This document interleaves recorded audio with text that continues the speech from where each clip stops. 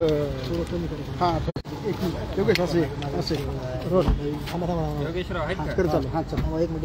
अण्णा आज अजितदादा आलेत, तुम्ही देखील भेट घेतली, बैठका देखील बैठकावरती बैठका सुरू आहे आणि ते काय विषय मांडले गेले आणि ठेवीदारांचा देखील महत्त्वाचा विषय होता, तुम्ही त्यांना घेऊन गेलो होता। सगळ्यात महत्त्वाचं या जिल्ह्यामध्ये ज्ञानराधा मल्टीस्टेट 3700 कोटी रुपयाचं या ठिकाणी लोकांचं देणं आहे आणि इतरही 13-14 अजूनही गुन्हे न दाखल झालेल्या काही मल्टीस्टेट 14 मल्टीस्टेट आहे, काही छोट्या छोट्या पतसंस्था आहेत, परंतु जवळपास 5000 ते 6000 कोटी रुपये या जिल्ह्यातल्या गोरगरीब लोकांचे त्या ठिकाणी अडकलेले आहे आणि याच्यामध्ये आम्ही माननीय अजितदादांनी या बाबतीमध्ये एक बैठक पाठीमागं मुख्यमंत्री महोदयांनी घेतली आणि आज पहिली बैठक ही पालकमंत्री म्हणून राज्याचे उपमुख्यमंत्री दादांनी ठेवली। त्याच्यामध्ये सांगोपांग चर्चा होऊन काही चौकशा ह्या CIDकडे आहेत, काही धाडी ह्या EDने त्या ठिकाणी दाखल केलेल्या आहेत आणि EOW। तर आम्ही सर्वांनी मिळून अशी बहुतेक सर्वच आमदारांनी अशी मागणी केलेली आहे की याच्यामध्ये सुसूत्रता आणली पाहिजे। MPIDमध्ये जे प्रस्ताव गेलेले आहेत त्या जमिनी लवकरात लवकर ताब्यात घेतले पाहिजेत आणि त्याचं विक्री करून गोरगरीब लोकांचे जे छोटे त्यातले ठेवीदार आहेत 50,000 ते 2 लाखापर्यंतचे 2.5 लाख 3 लाख यांचे पैसे या प्रॉपर्टी जर त्या ठिकाणी विक्री केल्या तर लवकरात लवकर ह्या गोरगरीब लोकांचे पैसे मिळतील।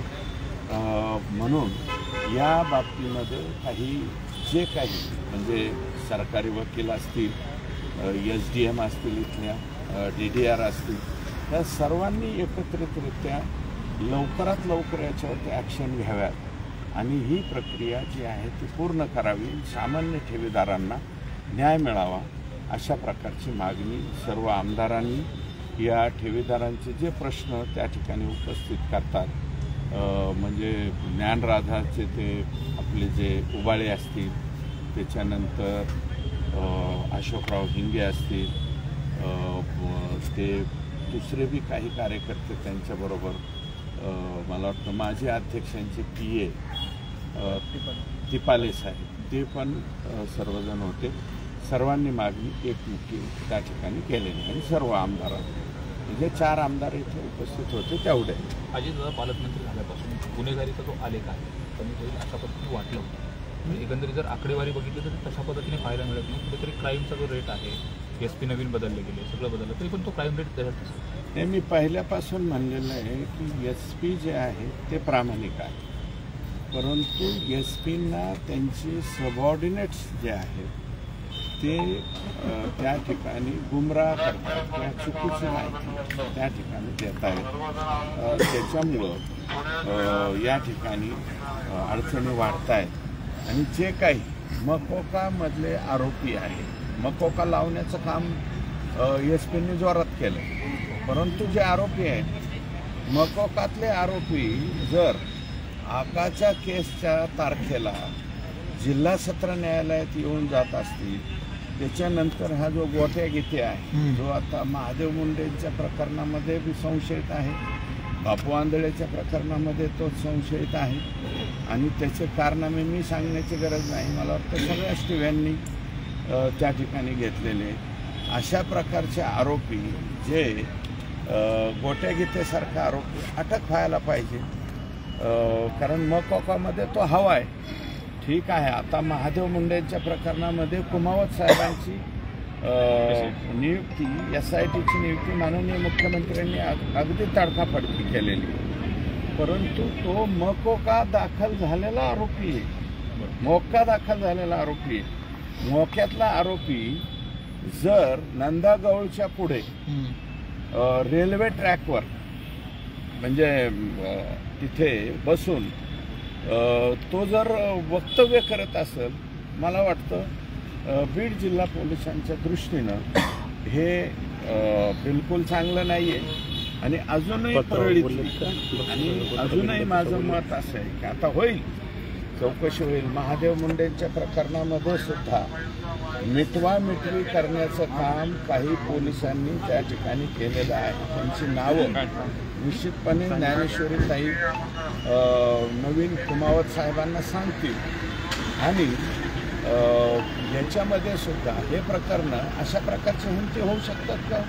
मात्र लोकप्रतिनिधी बापू आंधळेच्या प्रकरणामध्ये बापू आंधळेला तुम्ही महादेव गीतेने समोरून गोळी झारली म्हणता, तर मग समोरून गोळी लागायला पाहिजे होती. महादेव म्हणजे बापू आंधळेच्या कानाच्या पाठीमागे गोळी लागलेली, त्याला गोळी कोणी मारली याचाही तपास महादेव मुंडेच्या प्रकरणाबरोबर बापू आंधळेच्या सुद्धा खुनाचा तपास त्या ठिकाणी झाला पाहिजे. आणि त्याच्यामध्ये जवळपास सेमच आरोपी आहेत आणि ह्याच्यामध्ये सेमच आरोपी आहेत. त्यात काही लोक जे नाहीत त्यांची सुद्धा जाणीवपूर्वक नावं घेण्यात आलेली आहेत. म्हणून माझं मत असं आहे की जेवढं काही म्हणजे सबऑर्डिनेटवरती SP साहेबांनी पूर्णपणे अवलंबून राहू नये. त्यांच्या स्वतःचं डिसिजन चांगलं आहे. बऱ्यापैकी केसेस वगैरे वाढवलेले आहेत. कोणी बी जरी मला वाटतं त्यांच्याकडे तक्रार केली तर ते साधारणतः कोणत्याच म्हणजे तक्रारीच्या बाबतीमध्ये पाठीमागे राहत नाहीत. ते लवकरात लवकर ॲक्शन घेतात. त्याच्यामुळे थोडंसं मला वाटतं एक भीतीचं वातावरण निश्चितपणे कमी झालेलं आहे. परंतु क्राईम रेट मात्र आणखी पाहिजे तेवढा कमी झालेला नाही. त्याला काही कालावधी लागेल असं माझं मत. SITचे प्रमुख पंकज कुमावत आहेत, तर त्यांनी पत्रक काढलेलं आहे की कुणाला जर महादेव मुंडे खून प्रकरणातील काही माहिती असेल तर कळवावं. काय वाटतं याविषयी? देतील ना, बरोबर आहे. पंकज कुमावत साहेब त्यांनी प्रोबेशन पिरियडमध्ये मला वाटतं आपल्या केजला काम केलेलं आहे आणि त्यावेळेस IG साहेबांनी त्यांना पूर्णपणे सूट दिली होती. ते डायरेक्ट IGशी कनेक्ट असायचे आणि त्यांनी जे आहे अनेक मला वाटतं गुटख्याच्या बाबतीमध्ये रेड मारलेलं आहे. हे जनावरं जे कटाईला चालले त्याच्या बाबतीमध्ये रेड मारलेलं आहे. त्यांनी बरेच मला वाटतं 2 नंबरचे धंदे बीड जिल्ह्यामध्ये मग ते कुठेही असं सगळीकडं मग ते आष्टीपासून परळीपर्यंत मला वाटतं त्यांना त्यावेळेस IGंनी परमिशन दिली होती आणि त्यानुसार त्यांनी मोठ्या प्रमाणावरती ॲक्शन घेण्याचं काम केलेलं आहे. आणि त्यांची कामाची पद्धत जी आहे ती मी काही अधिकाऱ्यांना विचारलं की बाबा यांची कामाची पद्धत कशी आहे, तर त्यांनी सांगितलं की फार खोलवर जाऊन तपास करण्याची त्यांची कामाची पद्धत आहे.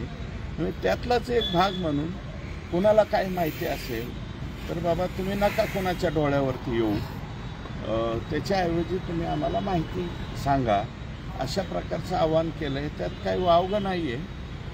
त्याच्यामध्ये निश्चितपणे काही लोक ही 100% माहिती त्या ठिकाणी देतील आणि याच्यामध्ये काही लोकांनी मला वाटतं स्टेटमेंटसुद्धा केलेलं आहे. परंतु पूर्वीचे जे मीना नावाचे DYSP होते त्यांनी स्टेटमेंट फक्त बाळा भांगारांचं लिहून घेतलं. ते स्टेटमेंटची कॉपीसुद्धा परत दिली नाही आणि ते मला वाटतं त्यांच्या खिशात घालून गेलेत का जागेवर ठेवलं आहे हे आता पंकज कुमावत साहेबांनी पाहावं. तुम्ही आता सांगितलं की काही अधिकाऱ्यांनी मिटवामिटवीचा प्रयत्न केला महादेव मुंडे प्रकरणामध्ये. सुशील कराडने काल येऊन सांगितलं की ज्ञानेश्वरी मुंडेंनी पुढे यावं, काय असेल 100% येतील. ज्ञानेश्वरी काय मी त्या माऊलीचं कमालच मानतो ना. त्याला म्हणतात घरंदाज खानदानी. हे माऊली तसूभरसुद्धा मागं पुढं सरकलेली नाही आणि निश्चितपणे ज्ञानेश्वरीताईंना त्यांच्या बंधूंना मधल्या कालावधीत काही लोकांनी ऑफर दिलेले आहे. ते सांगतील ना SITच्या प्रमुखांना कुणी ऑफर दिलेली आहे, कुणी काय केलेलं आहे. ज्या 12 गुंठे जमिनीसाठी वाद झाला होता ती 12 गुंठे जमीन परत घेऊन टाकणार हे मिटवा, असे सुद्धा काही निरोप त्यांच्यापर्यंत आलेले आहेत. कुणी पाठवलेले आहेत, कुणी आलेले आहेत. आणि याच्यातले काही मी सगळ्याच्या सगळ्या पोलिसांना त्या ठिकाणी दोष देत नाही आहे. काही पोलीस कर्मचारी म्हणतो, अधिकारीसुद्धा नाही आहेत. काही पोलीस कर्मचारी त्यांचं फक्त मोबाईलचं जे आहे त्याचं डिटेल तपासा, हे पोलिसांचं काम करतात का पूर्वीच्या आकाचं काम करायचे आणि आका आणि त्यांच्याशी तत्सम संबंधित जे कोणी असतील या जिल्ह्यातले त्यांच्यासाठी काम करतात ते उघड होईल. गोटागट्ट्याच्या संदर्भामध्ये जर बघितलं तर 43 गुन्हे होते. फरार असताना देखील त्यांनी येऊन मतदान केलं. मतदान करत असताना मतदानाचा देखील व्हिडिओ काढला. परळीमध्ये फक्त मतदानाचा व्हिडिओ हा विषय थोडीच राहिलेला आहे. परळीमध्ये कितीतरी लोक सांगतील ना की फक्त शाही लावायची आणि माघारी जायची. बाकीचे बटणं कोण दाबीत होतो 200 बुथावरती ते सर्व सुरत आहे. त्याच्यामुळं 1,40,000 मतांनी तुम्ही कसे निवडून आले काय आले लोकांना माहिती. संतोष देशमुख हत्या प्रकरणात आरोपी वाल्मिक कराडामध्ये आहेत, मात्र त्यांची गँग सक्रिय आहे. चक्क लोकप्रतिनिधींना धमक्या दिल्या तर मग ते संदीप तांदळे असतील किंवा अजिंक्य गर्जे असतील व्हिडिओ व्हायरल करतात. ही त्यांची मानसिकता आहे. हे व्हिडिओ व्हायरल करणं कोण तुम्ही जे नावं घेतात त्यांच्याबद्दल काय बोलायचं, कशाला एवढं किरकोळ लोकांच्याबद्दल बोलायचं. हे माझं मत असं आहे की हे संपूर्ण कंबरड मोडायला काही कालावधी त्या ठिकाणी लागणार आहे. अजूनही काही दिवस आत्ता आका कमिंग सून बहुत जल्द वापस आ रहे हैं. हत्तीवरून मिरवणूक काढायला निघाले. पाकिस्तानचे 1,500 सैनिक मारून आलेत का काय यांच्याहून हत्तीवरून मिरवणूक काढायला. माणसं मारलेत धडधडीत इथलेच. आणि तो पटेल जो पट्टेदार होता ना मुस्लिम समाजाचा त्याच्यापासून सुरुवात झालेली. 40 लाखात तर मिटवला पट्टेदार संभाजीनगरचा. आणि मग हे किड्या मुंग्यासारखे गेलेत ना लोक. तुम्ही काय संतोष देशमुख सांगा. ही नावं कोणाची. संगीत दिगोळे कोण नाव आहे, कराड कोणाचं नाव आहे. हां गेलेला सुशील का काय त्याचं नाव. हां बंडू मुंडे कोण आहे, बापू आंधळे कोण आहे, महादेव मुंडे कोण आहे. तुम्ही तुमचेच माणसं मारता. हां आणि इकडं संतोष देशमुखची बाजू आम्ही घेतली की म्हणता जातीवादी अमके दमके. आणि हे काय 43 गुन्हे ज्यांच्यावरती आहे, दरोड्याचे गुन्हे आहेत, 307चे मला वाटतं एक सलग गुन्ह्याची यादी आलेली आहे. ते लोक तुम्हाला जवळ कशासाठी लागतात, कशासाठी लागतात. माणसं मारायला. मी अगोदरच मानलेलं आहे माणसं मारायची एखादी हिर्यात दुसऱ्यांनी द्यायची, आरोपी चौथे करायचे, जेलात 5वे घालायचे. अशा पद्धतीची जी आहे ती परिस्थिती परळीमध्ये त्या ठिकाणी झालेली आहे. आणि परळी सोडून हे पहिल्यांदा संतोषांना देशमुखांच्या बाबतीमध्ये हात टाकायला गेले. आणि त्यातलं ते मस्साजोग जे गाव आहे, ज्या गावाच्या नादी लागायला नको होतं त्या गावाचे ते नादी लागून बसले. आणि ते जे कुटुंब आहे धनंजय तिथला फिर्यादी तिथले साक्षीदार एवढे स्ट्रॉंग आहे. आणि त्याच्यामध्ये CIDच्या SITने एवढा स्ट्रॉंग तपास केलेला आहे की त्याच्यामध्ये काहीच शिल्लक ठेवलेलं नाही. खंडणी मोका 302 हे सर्व एकत्रित केलेलं आहे. म्हणून मी म्हणतो आम्ही संतोष देशमुखची बाजू घेतली. पण हे दुसरं काय आमदार हे महादेव मुंडे कशासाठी. आणि ते बंडू मुंडे बंडू 1 कोटीसाठी, महादेव मुंडे 12 गुंठ्यासाठी, बापू आंधळे कोणाच्या तरी नावं घ्यायसाठी. अशा पद्धतीचे त्या ठिकाणी सगळे प्रकार झालेले आहेत. माझं मत असेल हे सगळे उघडकीस आलं पाहिजे. पण अण्णा वाल्मिक आम्ही जे आहे ते सगळ्यांची बाजू त्याच्यासाठीच घेतो. कराडच्या मुलाने एक प्रतिक्रिया दिलेली आहे की महादेव मुंडेला आम्ही ओळखीतही नाहीत, कोणत्याही चौकशीला सामोर. तो मुलगा लहान आहे त्याच्याबद्दल काय बोलणार. सुशीलबद्दल मी काही बोलणार नाही. कारण सुशीलचं या महादेव मुंडेच्या प्रकरणात सुद्धा सुशीलचं नाव नाही आहे. त्यात काय होतं आहे की सोशल मीडिया आहे, कुणाला डोकं सुचतं कुणाला काय माहीत नाही. अजून SITचे प्रमुख बीडमध्ये येण्याच्या पूर्वीच वाल्मिक कराडांच्या दोन्ही मुलांची 17 तास चौकशी सोशल मीडिया. अमकं झालं, 4 जणांची कसून चौकशी, 5 जणांची. काय लावलंय?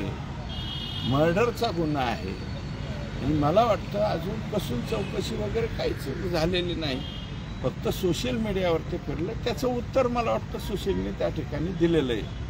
मला ते मुलाबद्दल त्यांच्या काही बोलायचं नाही. यांचं ऑब्जेक्शन जे आहे ते कोणत्या मुलाबद्दल आहे ते ज्ञानेश्वरी ताई आणि त्यांचे भाऊ किंवा आणखी ज्यांना कोणाला काय माहीत असेल ते त्या ठिकाणी सांगतील. त्याच्यामध्ये त्या मुलाचा कुठेही मला वाटतं आत्तापर्यंत जे काही कानावरती आलेलं आहे त्याच्यामध्ये त्या मुलाबद्दल हे नाही, ऑब्जेक्शन आलेलं नाही. हे ऑब्जेक्शन श्रीबद्दल आहे. थँक्यू. एक मिनिट.